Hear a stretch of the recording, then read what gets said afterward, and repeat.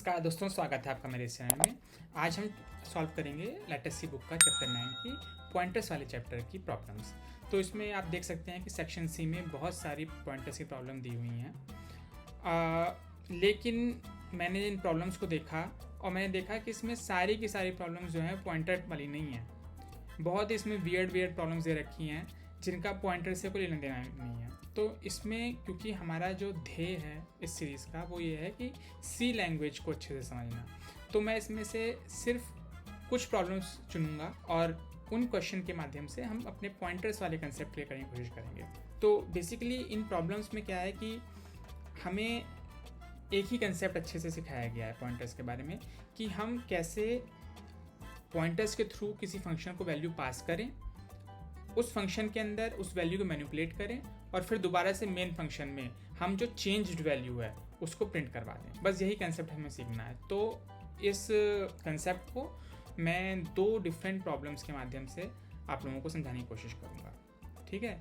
बाकी जो इसमें प्रॉब्लम्स हैं वो बहुत ही ज़्यादा इन्वॉल्व हैं। कहीं पे हमें हेरोन्स फार्मूला यूज़ करना है, कहीं पे कुछ और यूज़ करना है, जिनका पॉइंटर के कंसेप्ट से कुछ लेना देना नहीं है ना।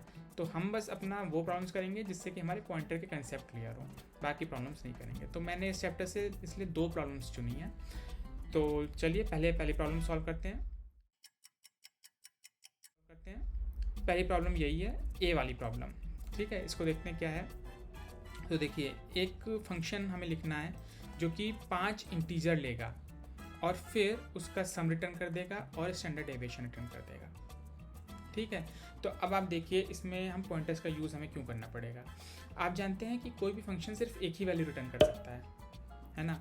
और यहाँ पे हमें क्या करना है, हमें 2 वैल्यू रिटर्न करवानी है, एक सम भी, 3 वैल्यू एक्चुअली, सम, एवरेज और स्टैंडर्ड डेविएशन। तो यहाँ पे हमें पॉइंटर्स का यूज़ करना पड़ेगा, ठीक है।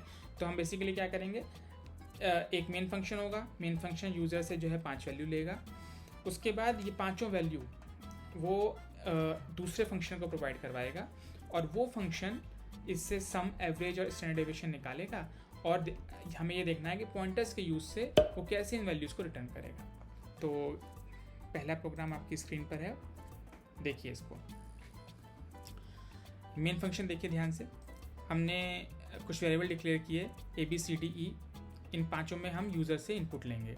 उसके बाद सम एंड एवरेज और एक फ्लोट वेरिएबल डिक्लेयर किया हमने SD, इसमें हम स्टैंडर्ड डेविएशन सेव करेंगे।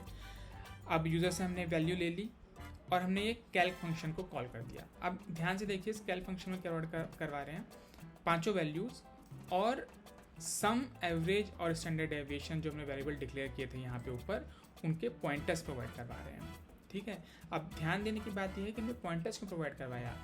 पॉइंटर हमने इसलिए प्रोवाइड करवाया कि जो हमारा कैल्क फंक्शन है ये सम, एवरेज और स्टैंडर्ड डेविएशन निकालेगा और क्योंकि इसके पास इन वेरिएबल्स के पॉइंटर्स हैं तो ये इन वेरिएबल में से जाकर प्रॉपर वैल्यू सेव कर देगा। और फिर ये जो printf फंक्शन है, यहाँ पे यूजिंग printf हम ये सम, एवरेज और स्टैंडर्ड डेविएशन में जो भी वैल्यूज़ सेव की जा चुकी हैं इस कैल्क फंक्शन के द्वारा, उनको हम प्रिंट करवा देंगे। तो इसलिए यहाँ पे हमें पॉइंटर्स का यूज़ करना पड़ा। समझ रहे हैं आप, दोबारा ध्यान से समझिए। हम इस कैल्क फंक्शन को सम, एवरेज और स्टैंडर्ड डेविएशन के पॉइंटर्स प्रोवाइड करवाएंगे जिससे कि ये फंक्शन, कैल्क फंक्शन, इन वेरिएबल्स में वैल्यू सेव कर सके प्रॉपर और वो वैल्यू हम यहाँ पे प्रिंट करवा देंगे मेन फंक्शन में। तो यही बस मेन कंसेप्ट है, इस पर हमें ध्यान देना है। तो अब देखिए कैल्क फंक्शन देखिए हमारा, इसमें 5 वेरिएबल आ गए और हमने इंटीजर को प्रॉपर्ली डिक्लेयर कर दिया यहाँ पे। तो ये हमने point star SM, star average और स्टार SD यहाँ पे कर दिया। अब उसके बाद देखिए हमने पाँचों को सम कर लिया और पॉइंटर सम में सेव करवा दिया। स्टार सम में, स्टार एवरेज में हमने पाँचों का एवरेज स्टोर करवा दिया और स्टार SD में हमने इनका स्टैंडर्ड डेविएशन सेव करवा दिया।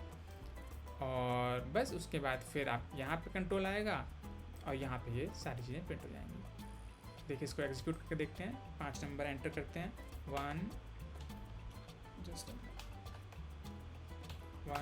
2 3 4 5। देखिए हमारे प्रॉपर्ली ये तीनों चीज़ें प्रिंट हो गई। आते हैं अपने नेक्स्ट प्रॉब्लम पे।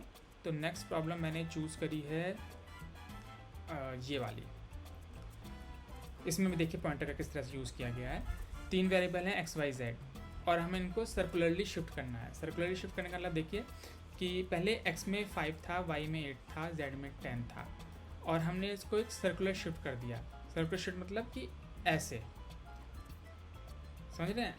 जैसे वो एक लॉक होता है ना, घूमने वाला लॉक होता है, रिंग होती है, क्योंकि नंबर घूमते हैं। तो एक्स वाई जेड थे, हमने x को एक आगे घुमा के यहाँ ले आए, y को एक पीछे, z को एक पीछे। तो जो वैल्यू z में थी वो हमारी x में आ गई, जो वैल्यू हमारी y में थी वो z में आ गई और जो वैल्यू हमारी y में x में थी वो y में आ गई।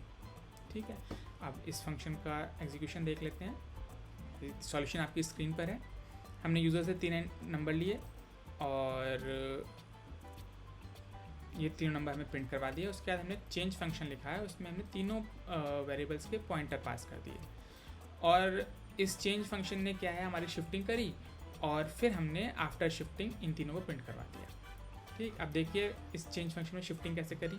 तो ए बी और सी में हमने स्टोर करवा लिया, यहाँ पे एक इंटीजर वेरिएबल लिया और x में हमने c की वैल्यू डाल दी।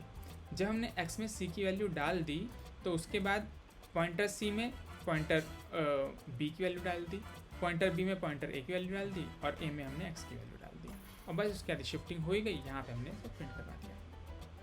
आशा करता हूँ आपको ये दोनों प्रॉब्लम्स अच्छे से समझ में आई होंगी और इन दोनों प्रॉब्लम्स के थ्रू आपके पॉइंटर के कंसेप्ट क्लियर हो गए होंगे। नेक्स्ट चैप्टर बहुत ही इंटरेस्टिंग है और बहुत ही इंपॉर्टेंट है, जो कि है रिकर्जन। तो हम मिलते हैं नेक्स्ट वीडियो में विद रिकर्जन प्रॉब्लम्स। धन्यवाद।